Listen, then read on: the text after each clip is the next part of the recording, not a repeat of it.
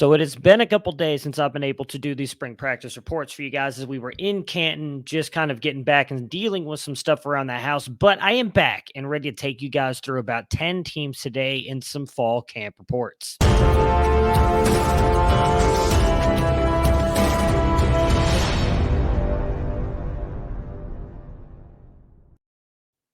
right, so we're going to start up in Miami. Miami has had some very interesting camp reports. Obviously, we know Trevante Citizen is out with an injury. We don't know the severity yet, at least anything that I can find, but it does sound like he's likely going to be out for the entire season. Felix's guy, Tyler Van Dyke, apparently continues to dazzle with his ball placement, has looked really good at Miami, especially in individual drills when the media has been available. They've said he's practically been on a different level compared to all the other quarterbacks. However, they did do some touchdown throws and some fade ball drills over the past couple days, and Ja'Cory Brown has apparently really stood out as well. Him and Tyler Van Dyke have just been dominating in these passing drills and really seems to be solidifying himself as the two behind Tyler Van Dyke. Jalen Knighton has been getting the first run with the running backs, followed by Henry Parrish as the second. So that's definitely something we want to watch out for, especially again with Citizen being out. We know that offense had been hyping him up. Tyler Van Dyke had been pumping up Trevante Citizen, but obviously with the injury, he's going to be out, and it looks like it's going to be Jalen Knighton's job at least to start the season. Xavier Restrepo has apparently had the best energy in the camp and has looked the best in the drills. He has really apparently stood apart when it comes to getting in motion and everything. He has not really had a lot of droppable passes, or has not dropped a lot of passes, which is something we saw from him in the spring. So it's definitely good to see that he's kind of improved on that. Moving on over to Arizona, the report came out earlier today that Jacob Cowing has now missed 3 days in a row of practice, and so did Jaden Delora. At least he missed today, but Delora did speak with the media, and he said there's nothing really to be concerned about. We have not gotten any kind of update, though, on Cowing, so we don't know if it's serious or anything, but Delora, again, did come out for himself and Jacob Cowing and said it's nothing to be worried about. So I guess right now we're going to take him at his word that there's nothing to be too concerned about, but again, missing 3 days of practice without any kind of heads up on what's going on is definitely got to be a little bit concerning for us from a fantasy side of things. Noah Fafita did fill in for Jaden Delora today and apparently looked pretty good. Moving over to Washington State, this is really kind of become an interesting storyline. Cameron Ward has continued to be very up and down at practice. You'll read one report one day where he's looking phenomenal, and then you come up the next day and he struggled a little bit, at least with his consistency. So for today, although it was attributed to multiple drops by the wide receivers, but there was apparently a few misses on overthrows by Cameron Ward. He went 12 for 21, which is a 57% completion percentage. While no one really does seem to be worried about it up at Washington State, we do have to take in fact that they have a pretty tough schedule this year, and Ward is making that jump up. So it's going to be interesting to see what happens with them. The top pass catchers for today: Drake Owen caught 4 passes, Dylan Payne 4, Orion Peters 3, Deshaun Stripling 3, and Lincoln Victor 2. Everybody else below them had 1 or 0, including Nakia Watson, who did come back, the running back, going to be the starter for them, did catch 1 pass as well in practice, back from whatever injury he was dealing with. He did not have the medical jersey on today. Moving on over to TCU. As I mentioned on the last practice report show, which I think was last Thursday, Chandler Morse continues to take all the first team reps. It looks like he's going to be the starter. At least that's what the competition is kind of leaning toward, that he's going to be the guy, though they have not technically announced a starter yet. It just seems like everything they've been doing as practice is leaning toward Morris being the guy. Sonny Dykes also came on record today and mentioned that they will be relying heavily on some freshmen this year. And again, singled out wide receiver Jordan Hudson, who he said will see decent playing time, but will be in a rotation. He did not, from everywhere I looked, mention one of my guys and a guy that C2C likes, and DJ Allen. But Jordan Hudson did get some love. So I'm very interested to see what that means for him. He really looks like he is locked into the two, besides Quentin Johnston. Johnston's apparently been having an amazing fall camp as well. So it's going to be really interesting to see what this offense looks like now with Sonny Dykes there. You've got Chandler Morse, who is definitely probably fits that system a whole lot better than what Max Dugan has done, at least or shown us in the past. So it's going to be really intriguing to see what happens now with the TCU Horned Frogs heading into the 2023 season. Sticking in the state of Texas for the next 2 storylines, and this one, it's been, if you follow any of us on Twitter, you've seen it. It's what everybody wants to know at this point. Who's going to be the starting quarterback for the Longhorns? So I went back through the past couple of reports all the way back to Friday because obviously being in Ohio for the Expo, I did miss some of the stuff. And I'm very curious by this whole Hudson Card is winning this battle narrative because it was listed on multiple reports that he was probably the better of the two in the scrimmage. Nowhere in there did it say he absolutely is better than Quinn Ewers. Now, if you go based on what they also said, they did say that Card threw 2 touchdowns compared to 1 interception. Ewers threw 1 interception and also took multiple sacks. The reports are that Card doesn't turn the ball over as much or doesn't force the ball into bad situations the way that Ewers does. He tends to force the ball when he doesn't need to, but, and this is the but that they've mentioned in multiple reports, Ewers does make special plays. They're not seeing that out of Card. They just see he's there. He's level, which makes sense. He was in the system last year. I think the one thing that a lot of people are not giving Quinn Ewers credit for, and you can take this for bias. Everybody knows that I'm a fan of Quinn Ewers and I want to see him play on the field. I think he's a good quarterback. So fine. If you want to let this go in one ear and out the other, that's fine. Quinn Ewers only played 2 snaps at Ohio State last year. I understand he was in college. I understand he was not at high school. He should be a true freshman right now in college.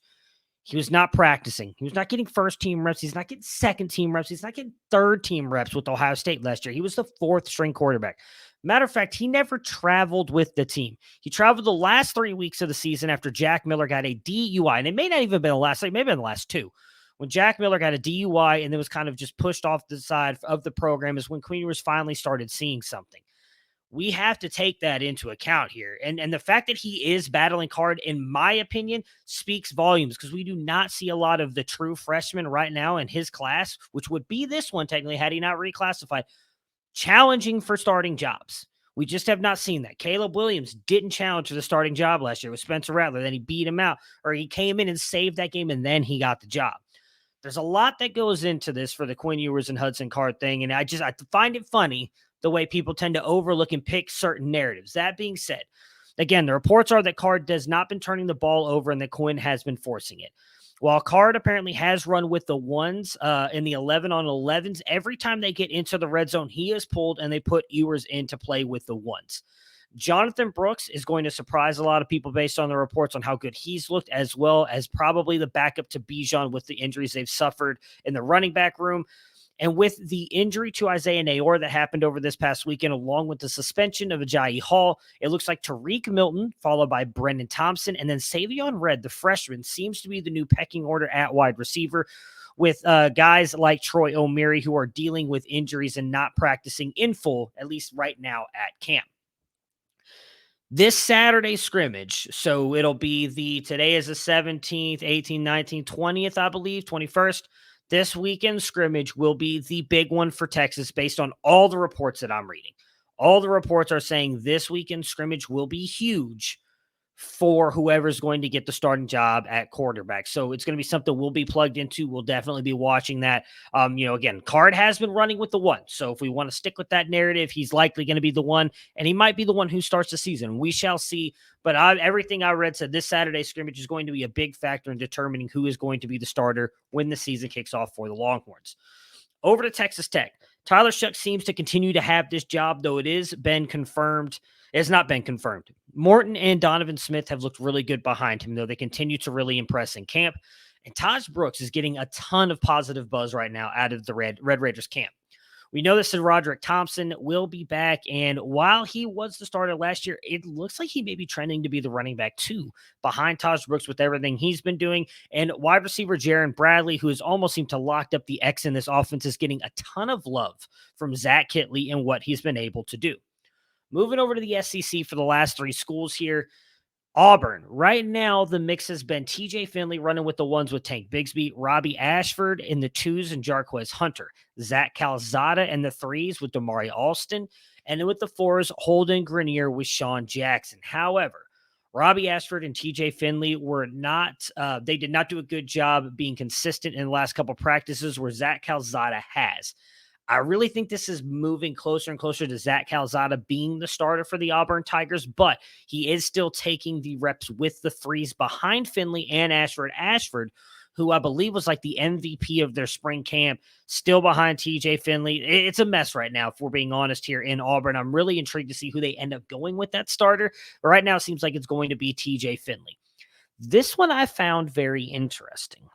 Going over to Ole Miss last Wednesday, a week ago from the time that this video will be released, we did a podcast and we talked on Debbie Debate Live show that Luke Altmaier was passing up Jackson Dart and looked to be the starter. And in all honesty, you go back to watch some of these fall camp videos, that's what a lot of the reports have said. Apparently, over the last 3 days, that has changed a little bit. Now, there was rain today, so they did get moved inside. There wasn't a lot of practice that was seen, but it was Jackson Dart, then Luke Altmaier, then Kincaid Dent that took the first team reps. Apparently, all of them looked really good in their practice reps. None of them looked really bad. And now the reports coming out of Ole Miss is that Dart has the slight lead over everybody else. Now, multiple people said this is just opinions based on the talks that they had with certain people, but it looks like Dart has a lead that it's not insurmountable, but that he has taken the lead back over Luke Altmaier. This in Texas is going to be the more intriguing quarterback battles to watch as we're a week away from week 0 at this point. Like, we'll be having week 0 coverage at this point next week. These two schools are really very intriguing. It's a very intriguing quarterback battle going on between Dart Altmaier and obviously Hudson Card, Quinn Ewers. And the fact that Dart in a couple days has jumped back overhead, I think to me just says Kiffin wants it to be Dart, and he's just finding any reason to keep it him. Last but not least, we're going to talk about LSU. If you guys did miss the news, Miles Brennan has retired from football. So we saw a lot of Jaden Daniels and Garrett Nussmeier in these next scrimmages the past 2 days. Daniels has been getting the majority of first-team reps. Both apparently have had really good moments, but Daniels has actually been the most consistent and the most in command of this offense, according to the reports that I read. What is also interesting about that is they've actually been running Garrett Nussmeier more than they have Jaden Daniels in the offensive plays that we've seen. Jaden Daniels has taken him down the field multiple times, and then Nussmeier comes in the red zone. Daniels did lead a couple touchdown drives. Nussmeier had one, and then they kicked a field goal when they were doing some 11-on-11s. The running back rotation remains Armani Goodwin running with the ones and Noah Cain also running with the ones. They got all of the first team reps in the past 2 practices. Noah Cain has looked like the best pass catcher out of those 2. Moving over to the wide receivers, Malik Neighbors apparently is continuing to be practically unguardable on the field, specifically in the end zone. He had a beautiful catch apparently on a throw from Garrett Nussmeier in the back of the end zone. He's making highlight plays every single week. Seems like Malik Neighbors is going to be that guy, assuming Butte is out. If Butte comes back, I think Neighbors is a great 2. Regardless, Malik Neighbors is really blowing up here in fall camp, as is Brian Thomas Jr., who's had apparently some really good catch of the days.